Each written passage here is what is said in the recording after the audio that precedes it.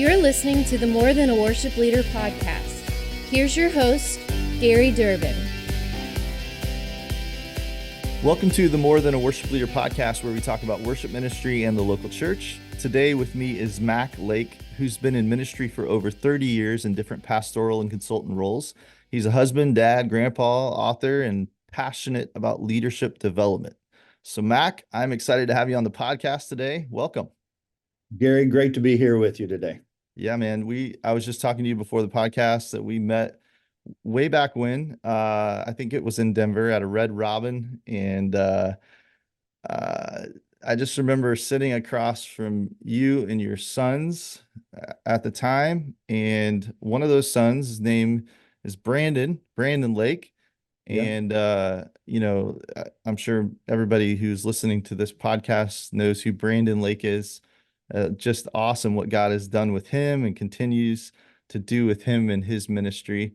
As I was thinking about that, Mac, I was thinking about, my kids are 19 and 16, and it's like as the older they get, the more I'm becoming Josh and Jade's dad, as opposed to them being Gary Durbin's son or Gary Durbin's daughter. I would imagine, do you feel that effect at all? Oh, very, very much so. When I worked at Seacoast years ago, they hired Brandon when he was 19. And, year two in, he was like, Dad, everybody, Mac Lake's son. And it frustrated him. And anyway, it's funny nowadays. I travel around, work with churches all around the country, and everywhere I go, oh, you're Brandon Lake's dad. And so, yeah, it's flipped. It's definitely flipped around.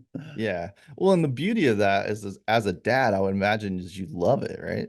Oh, absolutely love it. So proud of him. I told him when he turned, I think he was 29 or 30, and this career was taking off and all that. And but I looked at him, I said, hey, listen, I want to tell you something I've never told you before.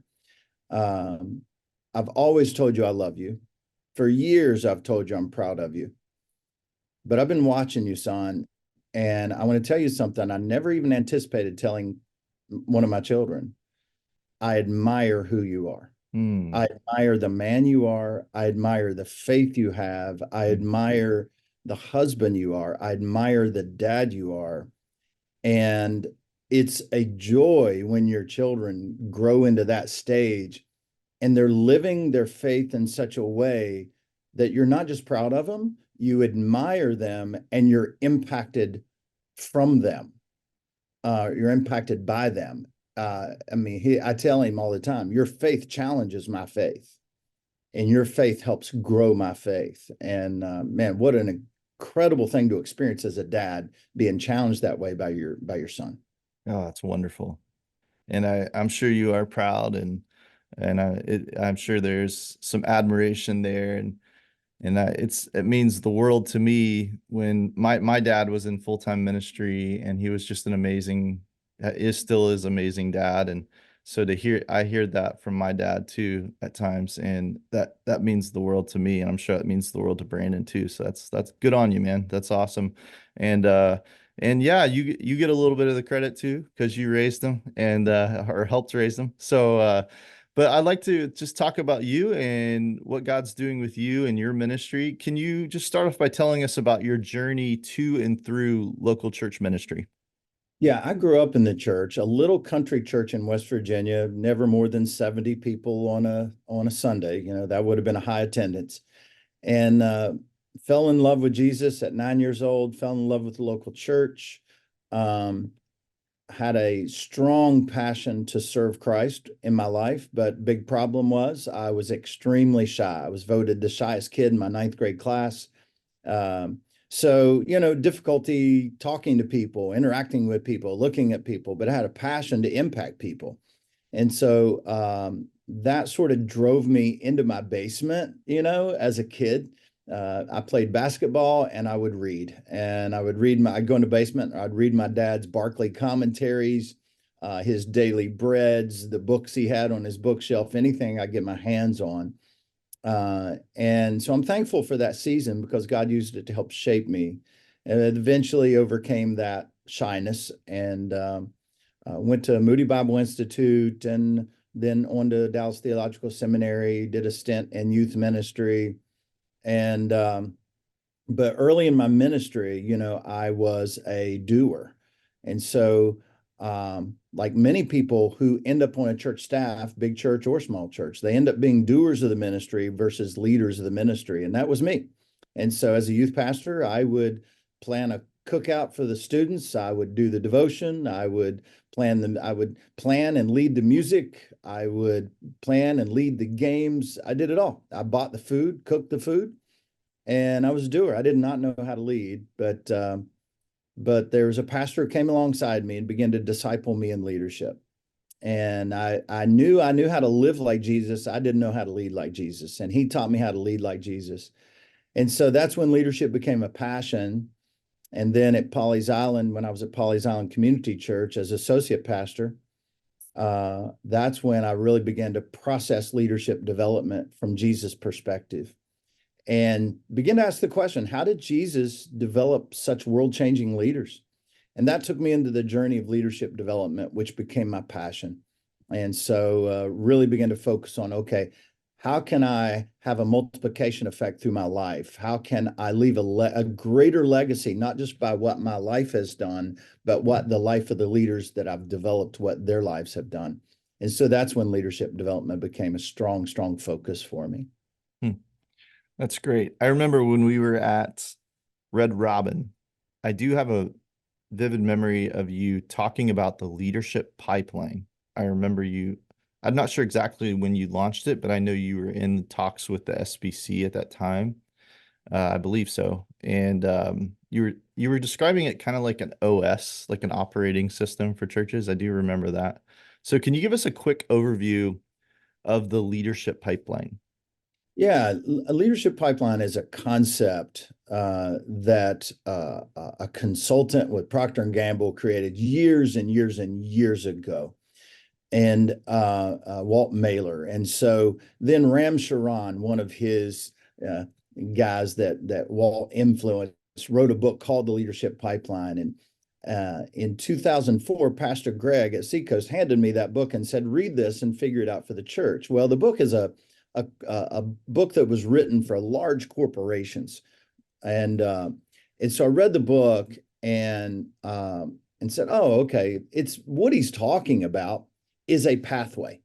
It's a development pathway. So a leadership pipeline is a development pathway that you strategically and sequentially move people through.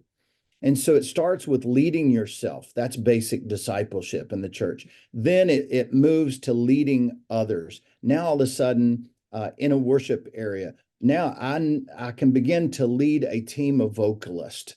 I can lead the worship and congregation in worship. And then that can lead to like a leader of leaders is that next level. I'm not just leading people, not leading a team or a group. I'm leading a team, a small team of leaders. And so that might be like the person, I might call a service coach, a service coordinator. That's somebody that can actually run the service, run rehearsals, run the service. And then from leading leaders, you have lead a department.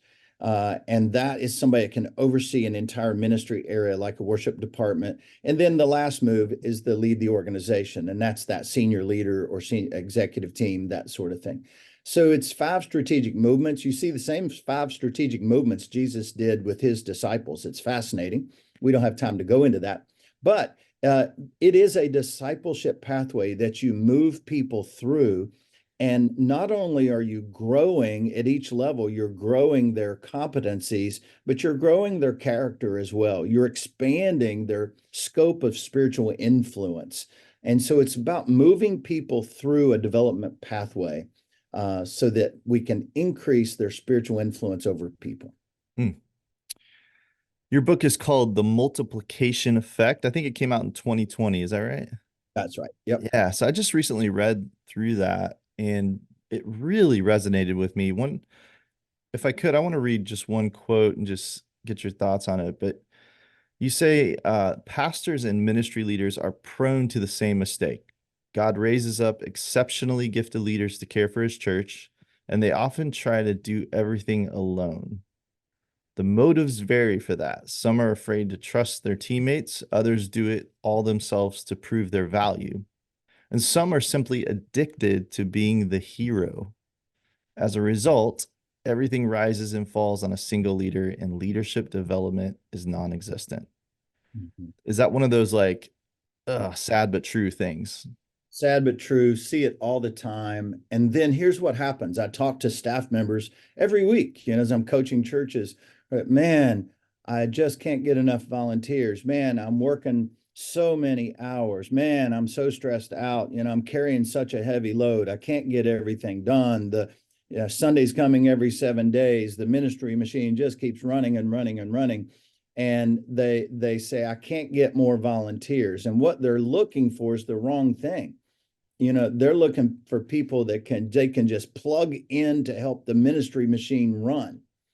And what I'd tell them is you need a leadership pipeline. You need people at various levels of that pipeline. So for example, worship director.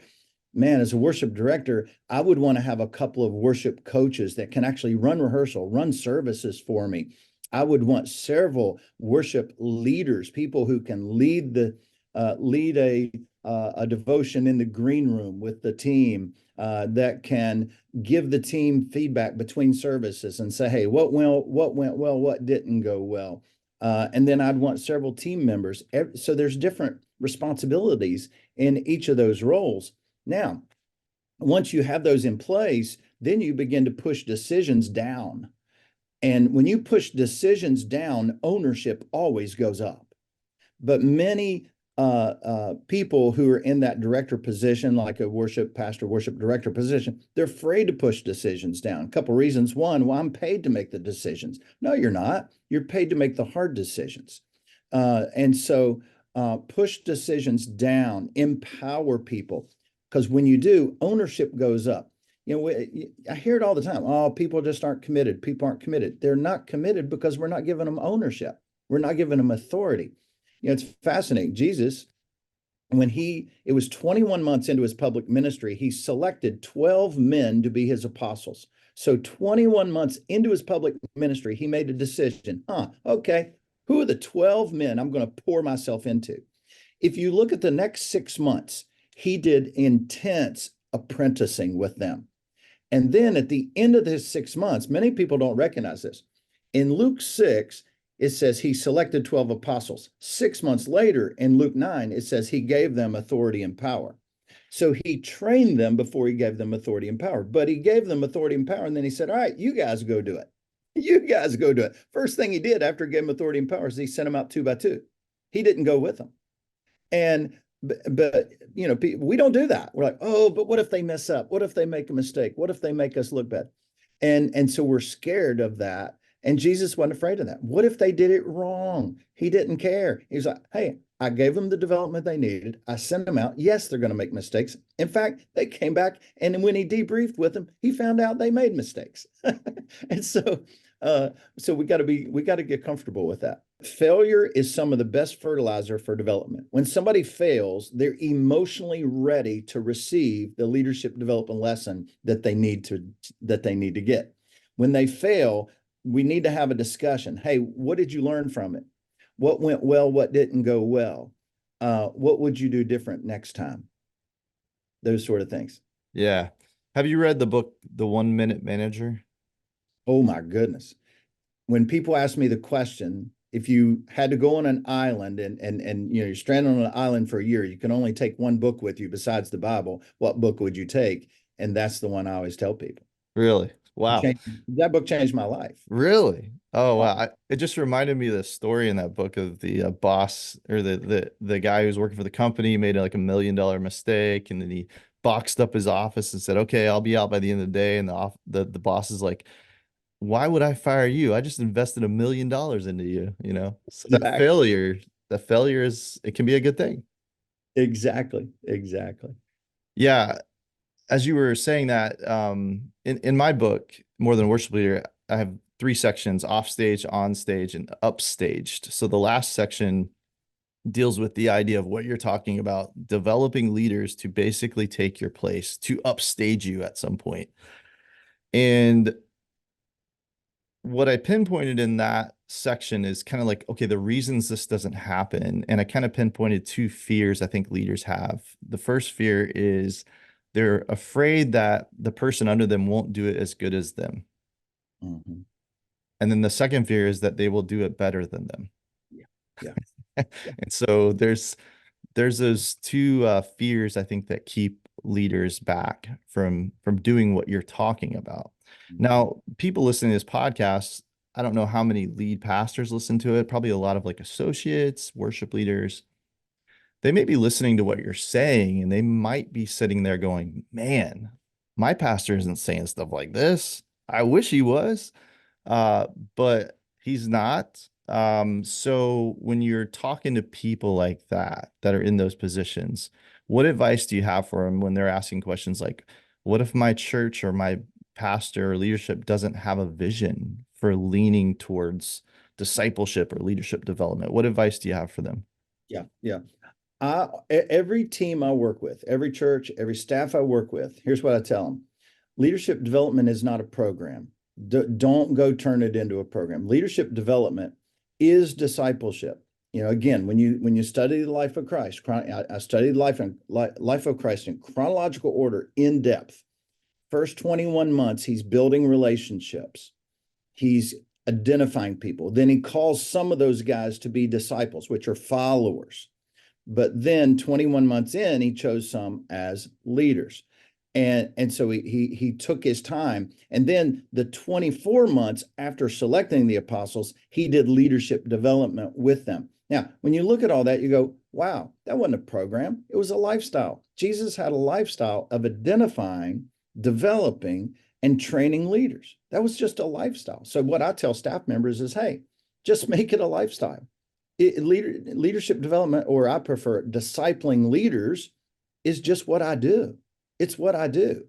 And so a lot of times I'll work with somebody and go, man, my two or three departments in our church just aren't buying in. How do I help them buy into this? I said, you live it, become a living testimony, become living proof that discipling leaders works.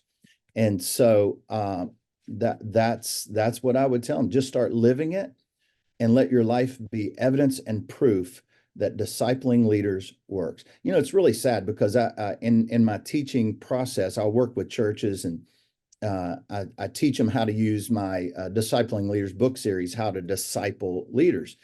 And sometimes people come back, oh, it's just not working. It's not working. Well, if it's not working, it's because you're not working it right, because apprenticing is the age-old, primary method of developing people. And so I never recommend one-on-one, do one-on-two, one-on-three, find you 2 to 3 of your best potential leaders and begin to disciple them in leadership over a period of time, and doesn't have to be rushed. It's, people ask me, okay, if I use your Leading Others book, how long do I have to meet with somebody before I can put them in leadership? I said, your question represents a fundamental misunderstanding of discipleship. I can't tell you that. I can't tell you how long it's going to take somebody to grow into a leader. It's going to take people different timings. And so I was discipling 2 guys in my small group one time. I was training them up to be leaders. So we had about 12, 16 people in our small group. I chose two guys in the group that I started meeting with outside the group to develop them as leaders, and would let them practice in the context of my group. One guy, we launched him out 12 weeks later. He was ready to roll. The other guy, he wasn't ready. I knew it. He knew it. And I spent 12 months with him before we launched him out to start his own group. We've got to have a different mindset when it comes to discipling leaders, that it's not a program, it's a lifestyle that's just like a discipleship lifestyle. And a calling from Jesus too, right? Yeah. I mean, and a call. Yeah. go make disciples. It's very, very clear. That's one thing we don't have to. That's such an awe-inspiring thing to me. That's always grabbed me and this is what I tell people, the maker of all, the maker of everything has looked to us and said, go make disciples. I mean, that's wild. And when he said that in Matthew 28, He was standing on top of Mount Arbel, which you can see all of Galilee from top of Mount Arbel. It's inspiring. I stood there in July of this past year.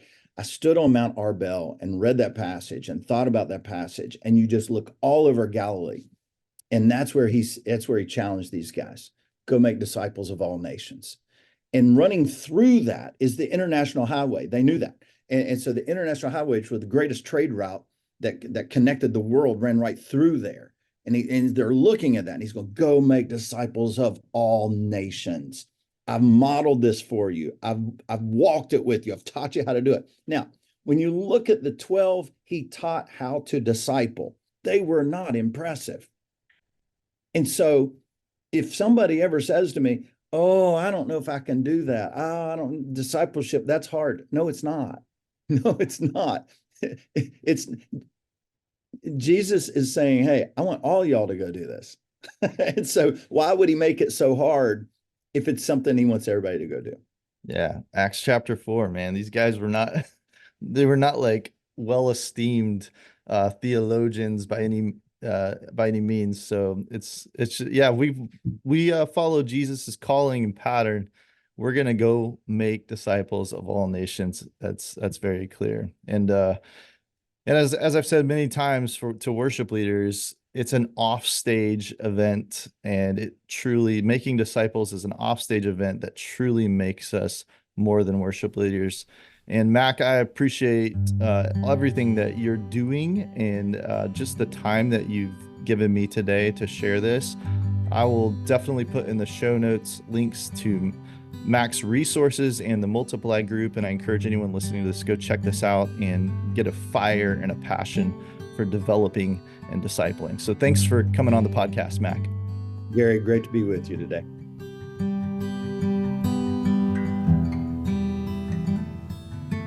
We all want to be the hero at times, but as Max said, the addiction to having to be the hero all the time can hold you back from effective leadership development.